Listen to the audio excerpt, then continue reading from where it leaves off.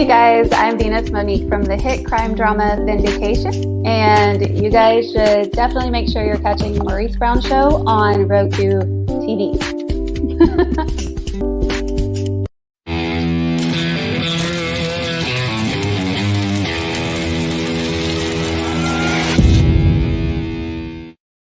Hello, everybody, and welcome to the Maurice Brown Show. Ladies and gentlemen, welcome to the show. An acting couple, the dynamic duo, who have appeared in numerous films, and one of which was nominated for an Academy Award, and now both are starring together in the soon-to-be-released Christmas film, The Farmer and the Belle, Saving Santaland. I had the privilege of acting with one of these fine actors in the faith-based comedy Love Different in 2016. Ladies and gentlemen, with no further ado, please welcome the very talented, the dynamic duo of Jim E. Chandler and Jenn Chandler. Hello, guys. How are ya? Hello.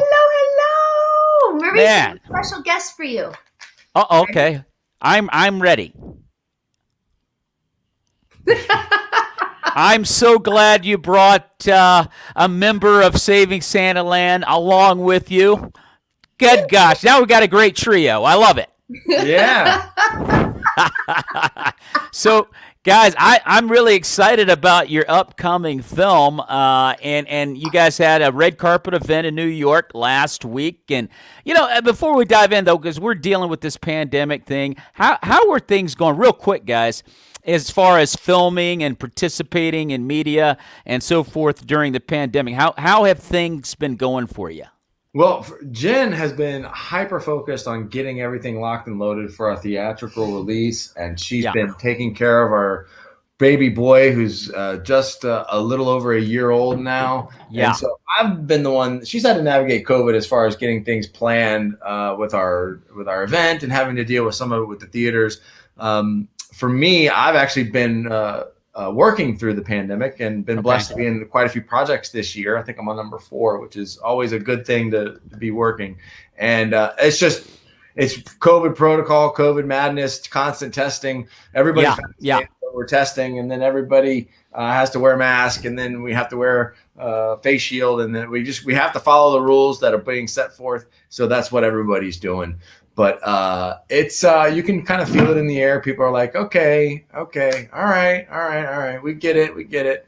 I think we're all hopeful that we can get to a resolution of getting kind of back to normality. And I want to say, Jim's working on a Disney movie that he's talking about, that he just had a test today for COVID because he shoots tomorrow on the Disney movie. And then in 2 weeks, he's on Castle Falls in theaters. I know, and I wanted to, if we have time, I kind of want to touch on that later on in the show, which I think is pretty darn awesome. What's that, Jim? No, I was saying, sure, we'll let you lead. Just whatever you want to talk about. That's what we're here for. Well, first, let's talk about Farmer the Belle. Last week, like I said, you guys had a red carpet event in New York. And by the way, ladies and gentlemen, this film is going to be released Friday, November 19th. But real quick, guys, I mean, tell us a little bit about the gathering and the turnout in New York last week. Sure. Well, I have to start off by saying that it could not have been possible without Milady. She did so much work, so much. She has a knack for public relations, and we brought on a team of people that were able to help and assist her. She put together little media sheets, and we learned through the process. She learned, and then I helped get everything set up, and the event was an absolutely smashing success. And what was the first thing we did, Jen? That was awesome. Oh my goodness. So we have a horse in a pink onesie wearing heels in the movie. So we thought, hey, why don't we do a promotion and pass out pens and lip balm and cards to everybody in Times Square, and then bring the horse in pink onesie to the movie premiere. And Maurice, can we just say it was so much fun, except there was an issue. The horse in the pink onesie didn't show up. He showed up late. Yeah. So we gave out, my mom and dad gave out these lip balms, if you could see them, Farmer and the Belle. There you go. And these Christmas pens to all the tourists. You gotta love the pens, Christmas colored pen. You gotta love it. And then the horse magically appeared by our executive producer, Leah Rose Fisher, who we couldn't do this without her. The premiere, oh my goodness. She walked the horse in with the owners, Joe and Jen, and the horse in the pink onesie graced a sea of photographers and light bulbs. And then Justin Peters, he was singing all the songs from the soundtrack, The Farmer and the Belle, and it was festivities on 42nd Street last week. Well, I got to tell you, Jen, there's no better visual than a horse in a onesie. But I tell you, so that's great. I'm glad you guys had a great turnout, and so I wanted to be there. I wish I could have been, but I knew it was awesome. Tell us where we know that the film's going to open Friday on November 19th. Where can fans see the film? Yeah, so we're going to be in these markets. Okay. One theater that is struggling in each one of these cities. And that's what we've been doing. We've been finding theaters that are having a hard time staying open because COVID has hit them. So we have one theater in the Allentown, Pennsylvania area. That's the theater I grew up going to, called the Roxy in Northampton. Okay. We have one theater in New Orleans, the Prytania on Canal Place. Okay. We have one theater in Atlanta, Digimax. So they're going to have a premiere in Atlanta at Digimax on Friday. You would want to arrive around 6 p.m. Wear your ugly Christmas sweater because that's where the contest is going. Christian Vogue's going to be there. Pearls of Promise is going to be there. Our cast and our director are going to be there. Okay. We're in Iowa. We are in San Jose, California area, and Milpitas, and Nashville. Can we just talk about Nashville? Oh, yeah. We are going to have Becca Shea singing on Friday night Christmas carols. Nice. On Saturday, on Sunday, Monday, and Tuesday, we'll have Justin Peters coming out and singing. We have DeHoff Christian Bookstore there. So at all of these locations, you're going to have some Christmas caroling and Christmas shopping while watching The Farmer and the Belle Saving Santaland. I love it. That is awesome stuff. I'll tell you. Now, can you guys give us a quick synopsis of The Farmer and the Belle? What kind of a little bit of info on what the film is about? Yeah, so the film is about, well, it has an underlying message of inner beauty and where our value in beauty comes from. But Jen's character, go ahead, Jen, why don't you explain? I don't want to be the one talking all the time. My character is given this bracelet from her Grammy, and it has inscriptions that are biblical inscriptions giving her a pathway to true beauty. Okay. Well, she loses this bracelet on a pig farm. Wait, where's my pig? My prop. She loses this bracelet on a pig farm. There's the third member of her trio. Yes. That's right. And then when she becomes a famous model, she's now aged out of her career and she feels hopeless and struggling. And she goes, wait, I remember that bracelet. I need to find it. And then as she goes back to the farm, she falls in love with her childhood pen pal, La La La La, which is my husband. And through this, she really learns what is true beauty. And so you have to watch The Farmer and the Belle to figure out what is true beauty. And we've got an adornment cast of John Schneider, Corbin Burnson, Robert Amaya. Wow, Sasha what a Grey, cast. Roxanne Nim, Sandra Lafferty, Libby Birch, and we have our Henry Cho and Delilah and our niece Adele Chandler. And Natasha Bure, right? That's right. Yep. Mm-hmm. She's also what a cat. That is an amazing cast that you guys have assembled there. And again, ladies and gentlemen, we're talking with Jim E. Chandler and his actress wife, Jenn Chandler, starring in the film The Farmer and the Belle Saving Santaland, opening Friday, November 19th at select locations. And Jim, want to turn to you real quick because you are in an upcoming film called Castle Falls with Dolph Lundgren coming up pretty soon. Tell us a little bit about that.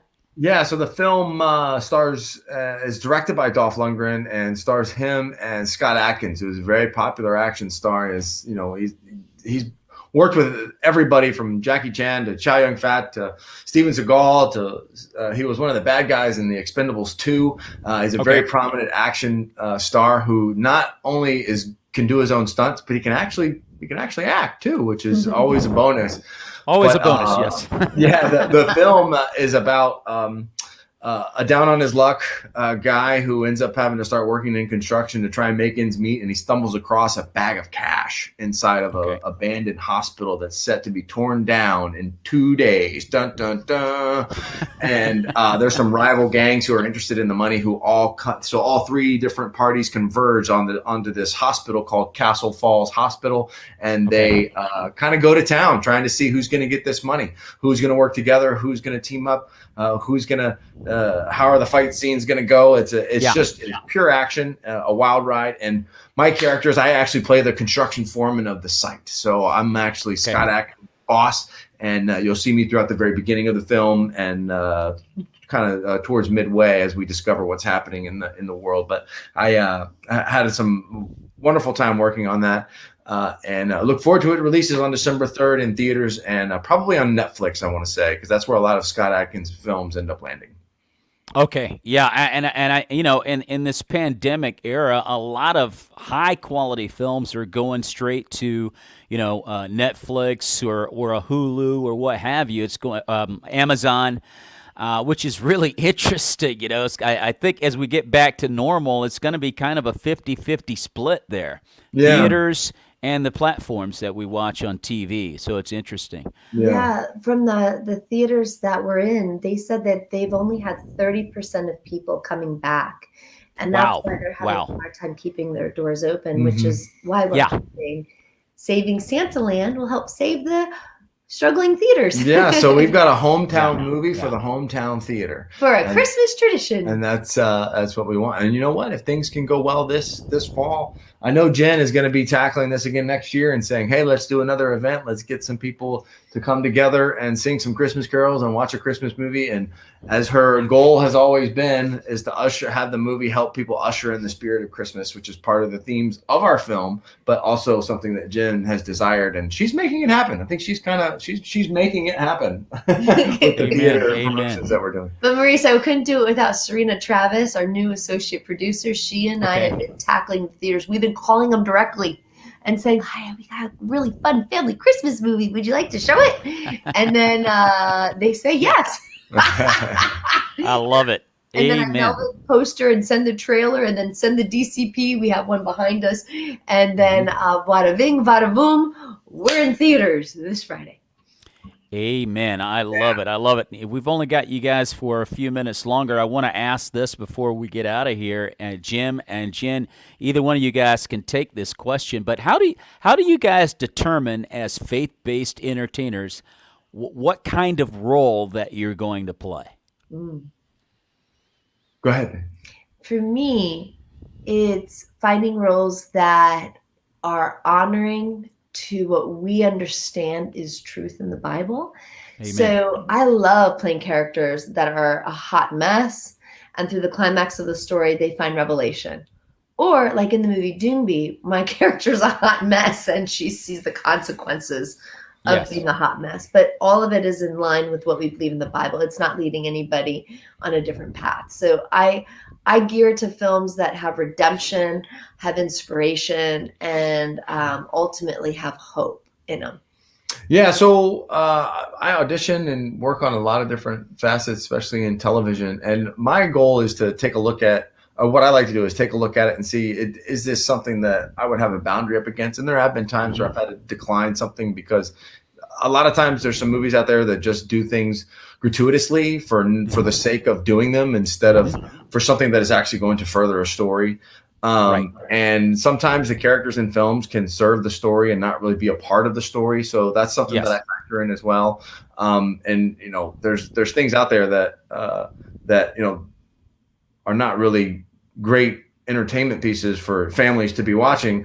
But those things always weigh in. But one of my things that I love to do is be able to get on secular projects and then be able to share some of my story and my testimony, because on set, when you're in the makeup chair, you're usually there for a good amount of time and you always have an opportunity to talk with somebody and talk to them, because you're not going anywhere until they're done fixing whatever they have to fix. Usually the hair and guys don't really get a whole lot of makeup that much, but and that's where I've had the great opportunity to share about my life, and then also about the film and about what me and Jenn are doing and what our mission is, and to share it with them there. So that's one of the things that I love being able to do on regular sets, so to speak. Amen. I love it. I had Nicholas Rice on my show yesterday, who's working on a film called Preemptive Strike, and it's an action film, and there's some stuff in there that maybe is hard for some faith-based, quote unquote, faith-based viewers to watch, but it's going to a good place. And Nicholas was saying pretty much what you said, Jim. It's all about where's this film going. And are we just doing stuff just to be doing stuff? You know, it's a lot of things that you have to factor in. The key is, are we going to convey truth? You know, and that's just the bottom line. And that is what I admire so much about faith-based actors. You know, learned a lot from, Jenn and being in Love Different, just watching how a Christian does this. You know, it's huge as far as perfecting the craft. So, anyway, ladies and gentlemen, we've been talking with Jim E. Chandler and Jenn Chandler, and they will be in this fine film on November 19th.